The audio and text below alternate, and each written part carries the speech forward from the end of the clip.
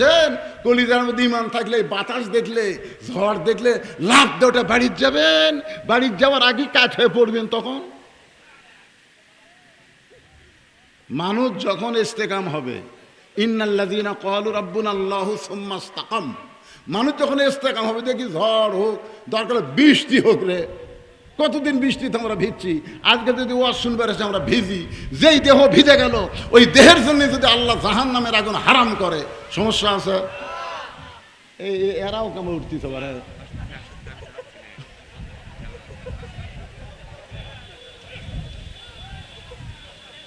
আচ্ছা ঠিক আছে, এই যে বাতাস আপনারা কি বন্ধ করবার চাচ্ছেন?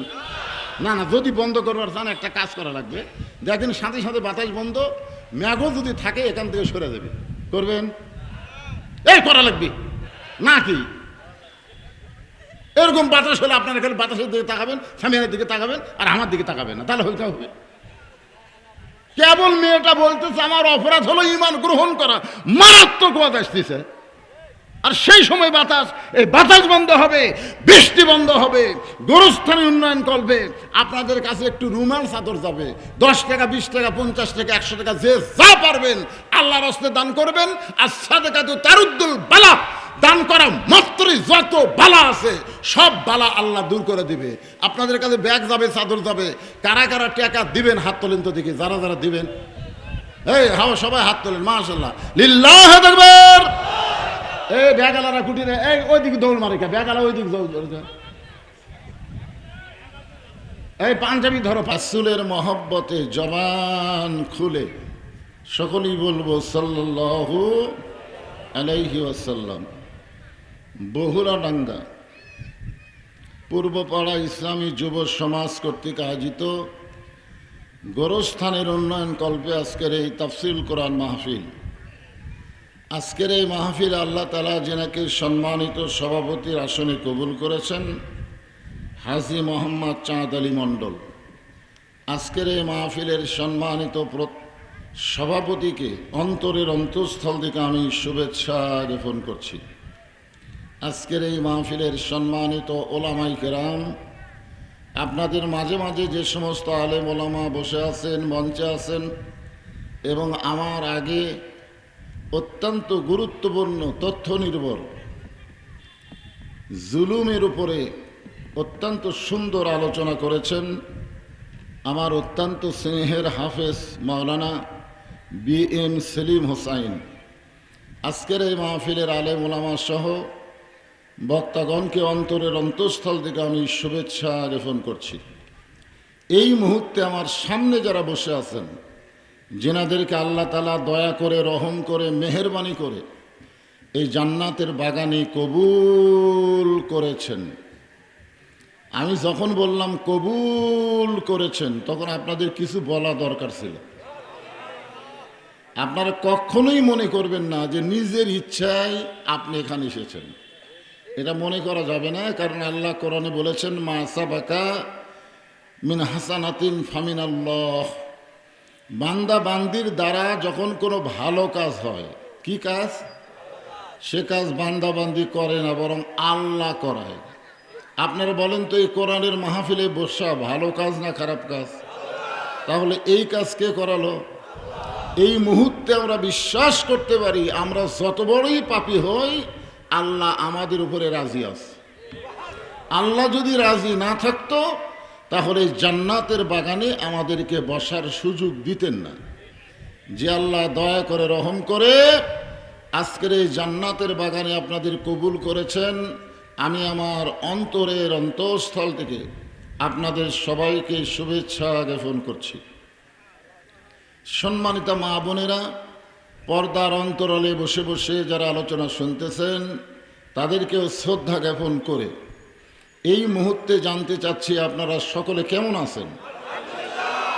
আলহামদুলিল্লাহি রব্বিল আলামিন। যে আল্লাহ শারীরিক সুস্থতা এবং মানসিক প্রশান্তি, আজকে পহেলা বৈশাখ, ঠিক না? আপনারা বলেন তো, গত বছর পহেলা বৈশাখে আমাদের অনেকেরই শরীরের মধ্যে সুস্থতা ছিল, কিন্তু মনের মধ্যে শান্তি ছিল না। কেমনে ঠিক করলেন? না গত বছর এই সময় আমাদের অনেকের শরীর সুস্থ ছিল, কিন্তু মনের মধ্যে শান্তি ছিল না। কেমন যেন একটা ধরপড় ভাব থাকতো। সবার মনের মধ্যে একটা চিন্তা হতো, আজরাইল ধরার আগে পুলিশ ধরার ভয়। জোরে কোন কথা ঠিক ছিল। কিন্তু 5ই আগস্টের পরে এই অস্থিরতা আল্লাহ আমাদের দূর করে দিয়েছেন। এই জন্য আমরা খুশি না বেজার? জবান খুলে সমস্বরে সকলে বলবো, রব্বানা লাকাল হামদ হামদান কাসীরান তাইয়িবান মুবারাকান ফীহি। আমরা আল্লাহর প্রশংসা করলাম এই কারণেই যে আল্লাহ কোরআনে বলেছেন, অমাইয়াবতাগি গয়রাল ইসলামা দীনান ফালাই ইউকবালা মিনহু। ইসলাম ছাড়া অন্য কোনো জীবন ব্যবস্থা, মানুষের তৈরি আইন, মানুষের তৈরি সমাজ, মানুষের তৈরি রাষ্ট্র কোনো মুসলমান কোনো দিন যদি গ্রহণ করে, আল্লাহ বলেছেন লা ইউকবালা মিনহু, এইটা কখনোই কবুল করা হবে না। কিন্তু এখানে আমি আজকে বলবো যে ইসলাম ছাড়া অন্য কোনো ধর্ম কেউ যদি গ্রহণ করে, আল্লাহ বলেছেন কখনোই তা কবুল করা হবে না। কারণ আল্লাহর কাছে একমাত্র পছন্দনীয় জীবন ব্যবস্থার নাম কি? ইন্নাদ দীনা ইনদাল্লাহিল ইসলাম। আপনারা বলেন তো, আমরা জন্মসূত্রে সেই ইসলামের ভিতরে মুসলমানের ঘরে আল্লাহ কবুল করেছেন। আমরা কিন্তু একদিক দিয়ে আগে আছি, কারণ সে আয়াতের উপর আজকে তাফসির হবে। এ আয়াতের শেষে বলা হয়েছে লা তামুতুন্না ইল্লা ওয়া আনতুম মুসলিমুন, তোমরা মুসলমান না হয়ে মরিও না। তাহলে মুসলমান হয়ে মরা এটা কাদের জন্য সহজ? যারা মুসলমানের ঘরে জন্ম নিছে। মুসলমানের ঘরে যারা জন্ম নিছে তাদের জন্য মুসলমান হয়ে মরা খুবই সহজ। হিন্দুর ঘরে, বৌদ্ধের ঘরে, খ্রিস্টানের ঘরে, ইহুদির ঘরে যারা জন্ম নিয়েছে তাদের মুসলমান হয়ে মরা খুবই কঠিন। যার প্রমাণ হলো নবীর চাচা আবু তালেব, যিনি নবীকে লালন পালন করলেন। আল্লাহর নবী নিজেই বলেছেন যে মায়ের পেটে আমি এতিম ছিলাম, কিন্তু দুনিয়াতে আসার পরে আমি আর এতিম ছিলাম না। ভাগ্যগুণে এমন একটা চাচা পাইছিলাম যে চাচা আমাকে বাবার দরদ দিয়ে লালন পালন করেছে। আমার যে বাবা নাই এটা আমি নবী কোনো সময় বুঝতেই পারিনি। সুবহানাল্লাহ বলে। অথচ এই চাচা জাহান্নামী হবে। কারণ কি? কারণ হলো সে মুসলমান হয়নি। তার কাছে নবী বহুবার কলেমার দাওয়াত দিয়েছে, প্রত্যেকবারই একই কথা বলেছে, মরে যখন যাব বাপদাদার ধর্ম ছাড়ব না।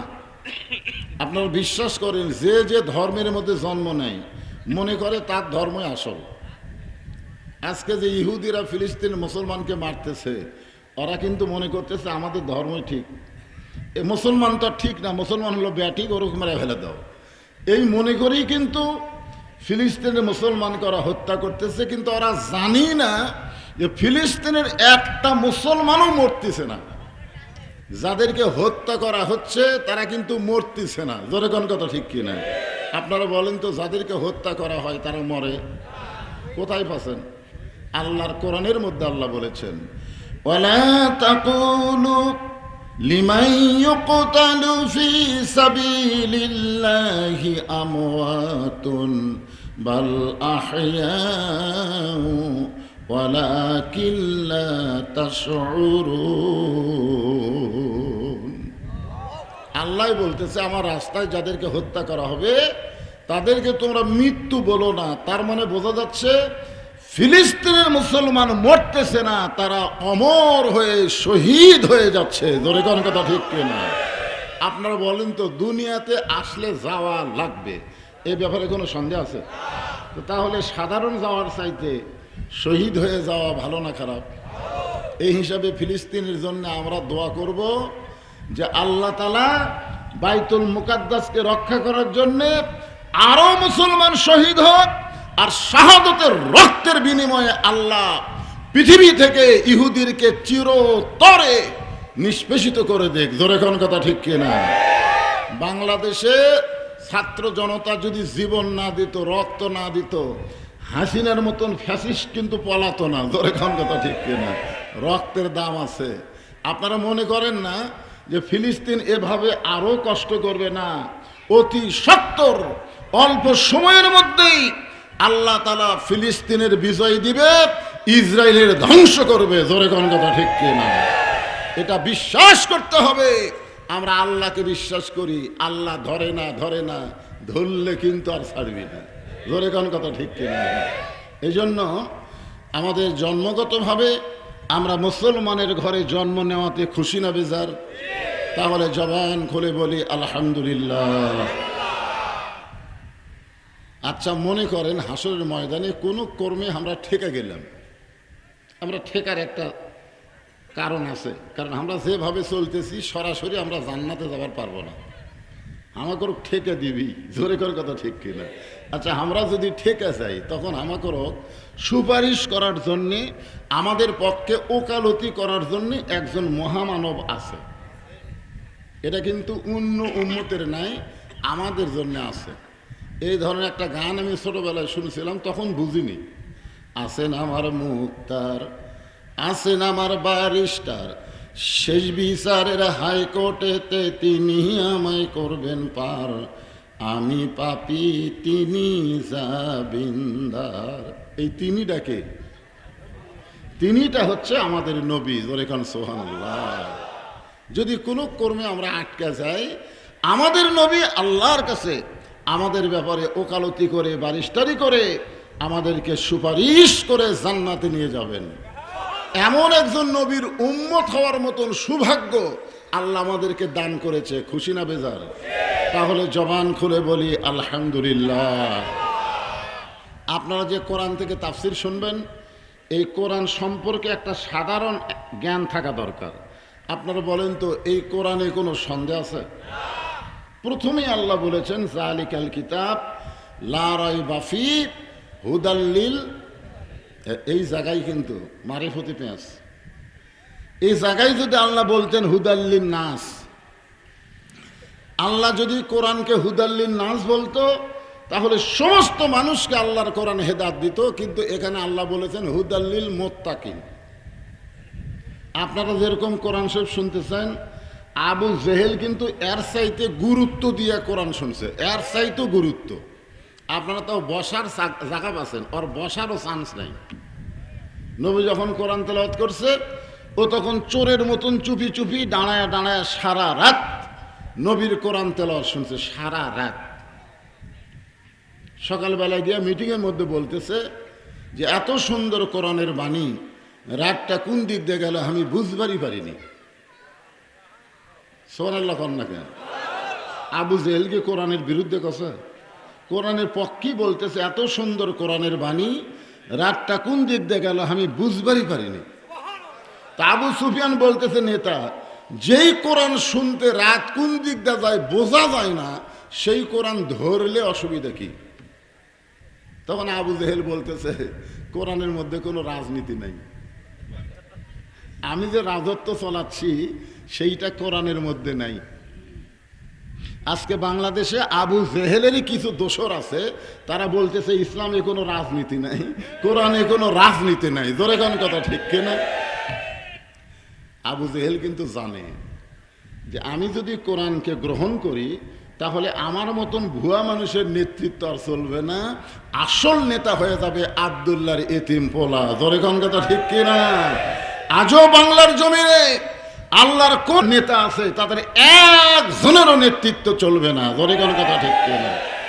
এটা কিন্তু বাংলার জনগণ কিছু কিছু বুঝতেছে, কারণ গোটা বাংলাদেশ আপনাদের দোয়ায় ওয়াজ করতেছি, যেখানেই যাচ্ছি সমস্ত মানুষ একই কথা বলতেছে, হুজুর সব দেখা হলো শেষ, আগামীতে দেখবো আমরা আল্লাহর কোরআনের বাংলাদেশ। জোরে কোন কথা ঠিক কিনা? মানে প্রত্যেকটা মানুষের মধ্যে এরকম একটা ভাব এসে গেছে, ভাব, না জানে আল্লাহ সামনে কি করে। তো এইটুকু খেয়াল করি আমি একটা আপনাদের সামনে আলোচনা করব যে আল্লাহ ইমানদারকে লক্ষ্য করে বলতেছেন, যারা আমাকে বিশ্বাস স্থাপন করেছো, আমরা সবাই আল্লাহকে বিশ্বাস করি, করি কি করি না? আত্তাকুল্লাহ, ভয় করতে হবে কার? বর্তমান যে পরিবেশ চলতেছে, এই পরিবেশে আমরা পুরাপুরি আল্লাহ ভয় করবার পারতেছি না। মসজিদের মধ্যে যায় আল্লাহ ভয় করতেছি, আসরের নামাজ পড়ে জমির ধান দেখতে গেছি, সেজদা দিলাম কাক, রুকু করলাম কাক, সোহন রব্বেল আজিম, সোহন রব্বেল আলা সবই করলাম। ভয় করছি মসজিদে, জমির ধান দেখবার যায় দেখি উপর জমির পানি চলমল করতেছে, নিচে আর জমির পানি নেই। ওই জায়গার যায় চারিদিকে তাকাচ্ছে, এরকম চারিদিকে তাকায় দেখে কেউ নাই। আস্তে করে বসে বিসমিল্লাহ কয়ে জমির আল কাটছে। যেরকম কি কয়ে আজকে বাংলাদেশে অনেক আবু জেহেল মার্কার নেতা বিসমিল্লাহ দিয়েই কিন্তু শুরু করে। যেরকম কথা ঠিক কি না? বিসমিল্লাহ ঠিকই আছে, বিসমিল্লাহ কয়ে জমির আল কাটছে। আল কাটা দিয়া ওই পানি দিয়েই জমির হাত ধোছে, ধুয়ে আবার দাঁড়ায়া চারিদিকে তাকায় বলতেছে আলহামদুলিল্লাহ, কেউ দেখেনি। আপনারা বলেন তো ওর ভয় কোন জায়গার? ওর ভয় হচ্ছে এই যে দেখতেছেন হুজুর, এইটা আমার বাড়ি, ওই সাইডে যা দেখতেছেন এগুলো সব আমার জমি, ওই পিছন দিকে যা দেখতেছেন সব আমার ভাইয়ের, এদিকে যা দেখতেছেন সব আমার বাপ চাচার। এলাকার মধ্যে পাও দেওয়ার জায়গা কারো নেই। আচ্ছা, সবই যদি তোমাকে হয় আল্লাহর, তখন বলতেছে আল্লাহটা দেখবার গেলে 2 মিনিট হাঁটা লাগবে। আল্লাহটা দেখবার গেলে কয় মিনিট হাঁটা লাগবে? 2 মিনিট হাঁটা মসজিদের সামনে যা বলতেছে এখানেও আল্লাহর কিছু ছিল না, আমার চাচা আল্লাহ 10 শতক দান করছে, আর আমরা টাকা পয়সা দিয়ে আল্লাহ ঘর বানিয়ে দিছি। তখন ফেরেশতা কয় আল্লাহ এটা কোন দেশ, যে দেশে তোমার জায়গা নেই, ওর চাচা জায়গা দিলে তোমার জায়গা হয়, আর ওরা টাকা দিয়ে ঘর বানা দেয়, এই দেশের নাম কি? আল্লাহ বলতেছে ওই দেশের মানুষ কোরআনের ওয়াজ শোনে কিন্তু কোরআন মোতাবেক চলে না, শুধু মসজিদ আল্লাহ দিয়ে গোটা বাংলাদেশ আল্লাহ দেয় না। জোরে কোন কথা ঠিক কি না? আজকে আপনাদের বিশ্বাস করা লাগবে শুধু মসজিদই আল্লাহর না গোটা বাংলাদেশ আল্লাহর? গোটা বাংলাদেশ আল্লাহর কখন বিশ্বাস হবে? ও শুনে বিশ্বাস হবে না। আল্লাহ কোরআনে বলেন ইন্নামাল মুমিনুনা আল্লাযীনা ইযা যুকিরাল্লাহু ওয়াজিলাত কুলুবুহুম ওয়া ইযা তুলিয়াত আলাইহিম আয়াতুহু জাদাতুহুম ঈমানাও ওয়া আলা রাব্বিহিম ইয়াতাওয়াক্কালুন। আল্লাহু আকবার। মুমিন কারা? এখানে আল্লাহ বলতেছি আইয়ুহাল্লাযীনা আমানু, আবার এখানে আল্লাহ বলতেছেন মুমিন কারা? পাইকারি হারে সবাই মুমিন না, মুমিনদের বৈশিষ্ট্য আছে। 1 নম্বর বৈশিষ্ট্য হলো ইজা যুকিরাল্লাহ ওয়াজিলাত কুলুবুহুম, যখন তারা আল্লাহর জিকির করে, এই জিকির করার কারণে তাদের অন্তরের মধ্যে কম্পন সৃষ্টি হয়। এটা কোন জিকির? এটা আটরশির জিকির। আটরশির এটা চরমনায়ের জিকির। জিকির করতে করতে সামিয়ানা ফেটা ফেলা দেওয়া জিকির নাকি? জিকির করতে করতে পীর সাহেব পাড়া ফেলা দেওয়া জিকির। এই জিকিরটা হলো ইন্না নাহনু নাযালনা যিকরা ওয়া ইন্না লাহু লাহাফিজুন। এটা এমন একটা জিকির যে জিকির স্বয়ং আল্লাহ নিজে হেফাজত করছে, আর সেই জিকিরটার নামই হচ্ছে আল্লাহর কোরআন। জোরে বলেন কথা ঠিক? ওয়াইজা তুলিয়াত আলাইহিম আয়াতুহু জাদাতুহুম ঈমানান। এই জিকির যখন কেউ তেলাওয়াত করবে, তেলাওয়াত মানে কোরআন যখন কেউ তেলাওয়াত করবে, এই তেলাওয়াতের কারণে তার ঈমান আল্লাহ বাড়ায়া দেবে। এখানে তেলাওয়াত মানে কি আপনারা বলেন তো? তেলাওয়াত মানে কি? হ্যাঁ, তেলাওয়াত মানে কোরআন পড়া নাকি? শোনেন, আজকে তেলাওয়াত শোনেন। তেলাওয়াত শব্দের অর্থ হলো কোরআন পড়ো, কোরআন বোঝো, কোরআন মোতাবেক নিজের জীবন পরিচালনা করার জন্য একটা সমাজ কায়েম করো। কারণ একলা একলা তুমি কোরআনের শাসন, কোরআনের সমাজ কায়েম করতে পারবে না। এইটা কায়েম করতে গেলে একটা দল করা লাগবে। জোরে কোন কথা ঠিক কিনা? হ্যাঁ, একলা একলা পারবেন? আপনার একলার কথা তো আপনার বেটাই শোনে না। বেটা শোনে? কিন্তু যেদিন আল্লাযীনা ইম্মাক্কান্নাহুম ফিল আরদ, যেদিন কোরআন দিয়ে রাষ্ট্র পরিচালনা হবে, কোরআনের রাষ্ট্রপতিগণ আর খলিফাগণ যাই কোন ক্ষমতার চেয়ার পাওয়ার সঙ্গে সঙ্গে নামাজ কায়েমের বিল পাস করবে, তখন আর আপনার বেটা বলা লাগবে না, আর 5 হাত দাঁড়িয়ে মসজিদে নিয়ে যাবি। জোরে কোন কথা ঠিক কিনা? এখন তো বাপই বেটাক পারতেছে না। কিন্তু কোরআনের সমাজ যখন কায়েম হবে তখন 1 নম্বর দায়িত্ব কি? নামাজ কায়েম করা। যখন কি কায়েম করা? নামাজ কায়েম করা। নামাজ যখন সমাজে কায়েম হবে তখন মানুষ দুর্নীতি করবে না, তখন মানুষ টাকা পাচার করবে না, কারণ ইন্নাস সালাতা তানহা আনিল ফাহশাই ওয়াল মুনকার। একমাত্র নামাজই পারে মানুষকে যাবতীয় বেহুদা খারাপি কাজ থেকে হেফাজত রাখতে। ধরে গেল সুবহানাল্লাহ। আমাদের বাংলাদেশে আমার ছোট ভাই ওয়াজ করলো, জুম্মার নামাজে খালি লোক হয়, 5 ওয়াক্ত মানুষ নাই। শুনলাম তো ঘরের ভিতর থেকে। এরকম ইয়ং জেনারেশন ওয়াজ না শুনলে হবে? কেন আমরা মরে গেলে এরাই তো মাঠ দখল করবি। ধরে কোন কথা ঠিক কিনা? মনোযোগ দিয়ে একটু শুনবেন। আত্তাকুল্লাহ হাক্কা তুকাতিহি, এই আয়াত নিয়েই কিন্তু আজকের আলোচনা। আর কোরআন তেলাওয়াত মানে কোরআন পড়ো, কোরআন বোঝো, কোরআন মোতাবেক নিজের সমাজকে কায়েম করো। আর কোরআন এমন একটা কিতাব যেইটা শুনলে, জিকির করলে অন্তরের মধ্যে তরফরানি শুরু হয়। পৃথিবীর সর্বশ্রেষ্ঠ খারাপ মানুষ নাম হলো হযরত ওমর। নাঙ্গা তরবারি হাতে নিয়ে আল্লাহ নবীকে হত্যা করার জন্য রওনা দিলেন। রাস্তার মধ্যে একজন ব্যক্তি বলল যে, ওমর, তুমি নবীকে হত্যা না করে তোমার নবীর দলের মধ্যে তোমার বোন আর ভগ্নিপতি ভর্তি হচ্ছে, তার কাছে যাও। তার নাম হলো লাবিদ। লাবিদ বলল, যাও তোমার বোন আর ভগ্নিপতির কাছে যাও। বোন আর ভগ্নিপতির কাছে যায়, দেখে দরজার ডানাতেই শুনতে পাই ভিতর থেকে আল্লাহর কোরআনের তেলাওয়াত। জোরে কান সুবহানাল্লাহ। ওমর ফারুক যতক্ষণ কোরআনের তেলাওয়াত হলো ততক্ষণ পর্যন্ত দরজা ধাক্কা দেয়নি। যতক্ষণ তেলাওয়াত হচ্ছে ততক্ষণ খালি শুনতেছে। তার মানে কি? অন্তরের মধ্যে এটা কি রে? এ তো কোনো মানুষের কথা না। কথা কার? আরো ধরে বলেন। শেষ পর্যন্ত তেলাওয়াত শেষ হলে দরজা ভাঙলেন, বোন আর ভগ্নিপতিকে মারলেন। এক পর্যায়ে মারা যখন শেষ হলো তখন বলল, তোরা কি পড়লি? তোরা ঘরের মধ্যে কি তেলাওয়াত করলি? আমাকে একটু দিয়ে দে। বোন বলতেছে, লা ইয়ামুসসুহু ইল্লাল মুতাহহারুন, ততক্ষণ পর্যন্ত স্পর্শ করা যাবে না যতক্ষণ পর্যন্ত আপনি পবিত্র না হবেন। মানে এইটা এমন একটা কিতাব যেইটা পড়বার গেলে, ধরবার গেলে নিজেকে পবিত্র হতে হয়। তাহলে সেই কোরআনকে গ্রহণ করলে সে মানুষ কত ভালো হবে, যার প্রমাণ হলো হযরত ওমর। জোরে করে সুবহানাল্লাহ। অর্ধ পৃথিবীর খলিফা হযরত ওমর মসজিদের মেম্বরে বসে নিজের গালে নিজে চড় মারতেছেন। মন খারাপ যে আয়াতে কারিমা তেলাওয়াত করেছে, আয়াতের একটু ব্যাখ্যা শোনেন।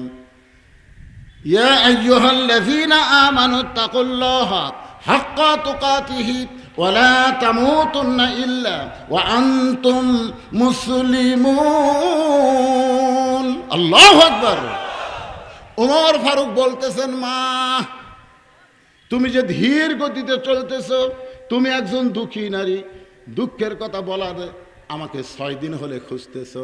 এখন আমি জানতে চাই তোমার দুঃখ কি?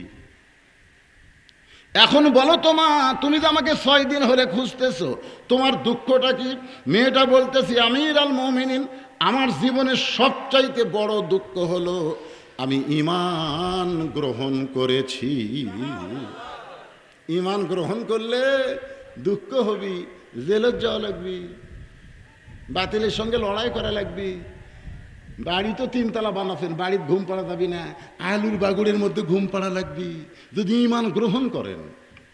আল্লাহ রাসূল বলেছেন ঈমান গ্রহণ করার সুরত কি? ইকরার বিল লিসান, তাসদিক বিল জানান, তাসদিক বিল জানান, আমল বিল আরকান। এখন মীর কাসিম আলী বলতেছে রাত 12টায় ফাঁসি হবে, এখন কয়টা বাজে? 9:30। আলহামদুলিল্লাহ, 2.5 ঘন্টা। তো বলতেছে উকিল, খামাখা 2.5 ঘন্টা বসে থাকা লাভ কি? আমি ঘন্টা 2 ঘুম পাড়ি। খামাখা বসে থাকা লাভ কি? 2.5 ঘন্টা বসে থাকা লাভ আছে? আমি 2 ঘন্টা ঘুম পাড়ি। 8 ঘন্টা সময় থাকতে আমি যদি চেতন না পাই তাহলে আমার ডাক দিও। উকিল বলতেছে, কে রে, 2.5 ঘন্টা পর ফাঁসি হবে, আর 2 ঘন্টা ঘুম পাড়বি, যদি চেতন না পায় তাহলে আমার ডাক দিবার বলতেছে। এই মানুষ লয়, এই ফাঁসির চিন্তা পাগলা হয়ে গেছে। আসলে 2 ঘন্টা যখন গেছে, বুঝলেন, উকিল তখন ফাঁসির কন্ডম ছেলে ঢুকে দেখে মীর কাসিম আলী নাক ডেকে ঘুম পাড়তেছে।